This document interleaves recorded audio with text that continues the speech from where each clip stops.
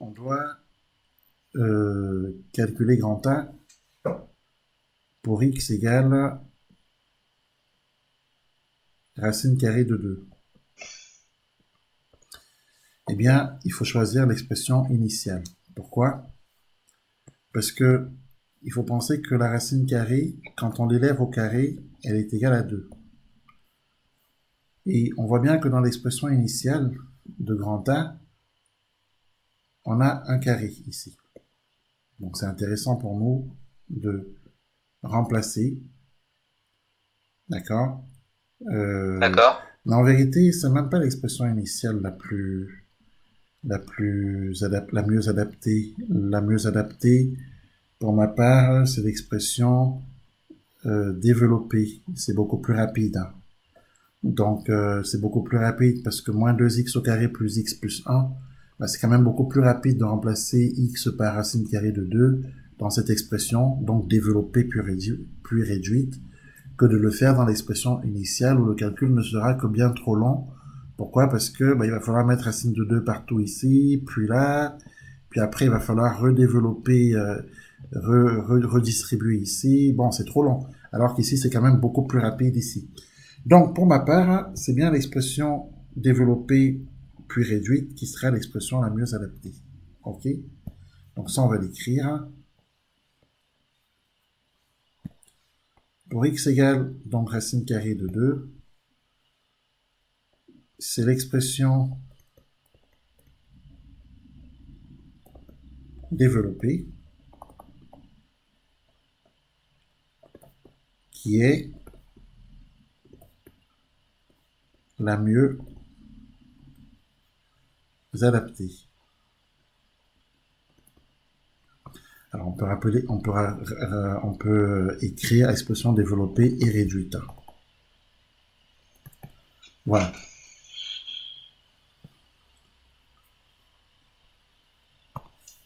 On a pour x égale racine carrée de 2, grand A, qui est égal, alors l'expression développée, c'est moins 2x au carré plus x plus 1. Donc ça nous fait moins 2 fois racine carrée de 2 au carré plus x, donc plus racine carrée de 2 plus 1. Grand A égale moins 2 fois 2. Moins 2 fois 2, ça fait moins 4. Plus racine carrée de 2 plus 1. Moins 4 plus 1, ça fait moins 3. Donc on voit bien que c'est quand même plus rapide d'utiliser cette expression développée et réduite que d'utiliser une autre expression pour calculer grand A pour x égale racine carrée de 2. Bon, voilà pour la question numéro 3. La question numéro 4. Dans chaque cas, choisir l'écriture la mieux adaptée pour résoudre grand A égale 0. Alors, pour résoudre grand A égale 0, il faut utiliser l'expression factorisée. Parce Oui. que, parce que grand A égale 0 avec l'expression factorisée, on aboutit à un produit nul. Donc, pour grand A égale 0, l'expression factorisée, c'est 2x plus 1 facteur de moins x plus 1. 2x plus 1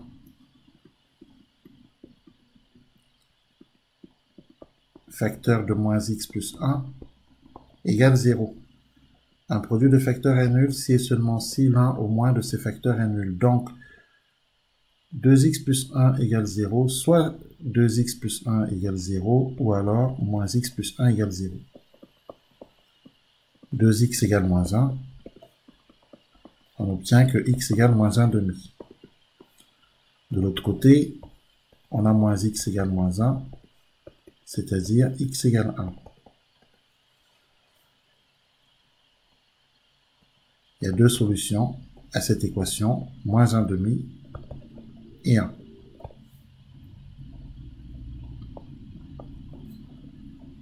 Petit b, est-ce que c'est bien compris là? Oui. Pour résoudre grand A égale moins 1, d'accord, euh, on va utiliser l'expression. Alors, il me semble qu'il est qu'il est plus intéressant, alors il faut réfléchir, c'est grand A égale 1 là.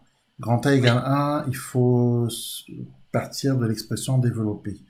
Parce qu'on a déjà 1 ici. Et donc, quand on va passer 1 à gauche, ça va faire 0. Et donc, du coup, à droite, ça va faire 0. À gauche, on aura une écriture qu'on pourra factoriser et retomber sur un produit nul. Donc, il vaut mieux utiliser ici l'expression développée et réduite.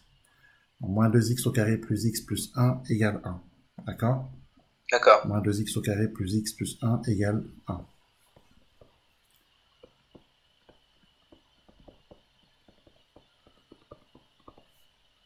Ce qui nous donne moins 2x au carré plus x égale 1 moins 1. Moins 2x au carré plus x égale 0. On met x en facteur. X est un facteur de moins 2x plus 1. D'accord? D'accord. On a un produit nul, donc soit x égale 0, ou alors c'est moins 2x plus 1 qui est égal à 0. Moins 2x plus 1 égale à 0 équivaut à moins 2x égale moins 1, ce qui équivaut à x égale moins 1 divisé par moins 2, c'est-à-dire 1 demi. Cette équation possède deux solutions, les nombres 0 et 1 demi. Dernier cas de figure, petit c. Grand A égale, dans chaque cas, choisir l'écriture la mieux adaptée pour résoudre. Grand A égale 4x au carré moins 1. Évidemment, on va utiliser l'expression initiale. Donc, grand A égale 4x au carré moins 1. On va utiliser l'expression initiale, donc ça va nous faire 4x au carré moins 1, moins, entre parenthèses, 2x plus 1, facteur de 3x moins 2, et c'est égal à 4x au carré moins 1. D'accord? Alors, très clairement, ça nous fait moins, entre parenthèses, 2x plus 1, facteur de 3x moins 2, qui est égal à 4x au carré moins 1. On va passer le 4x au carré de l'autre côté, ça va faire moins 4x au carré. Et on va passer moins 1 de l'autre côté, ça va faire plus 1. D'accord? D'accord.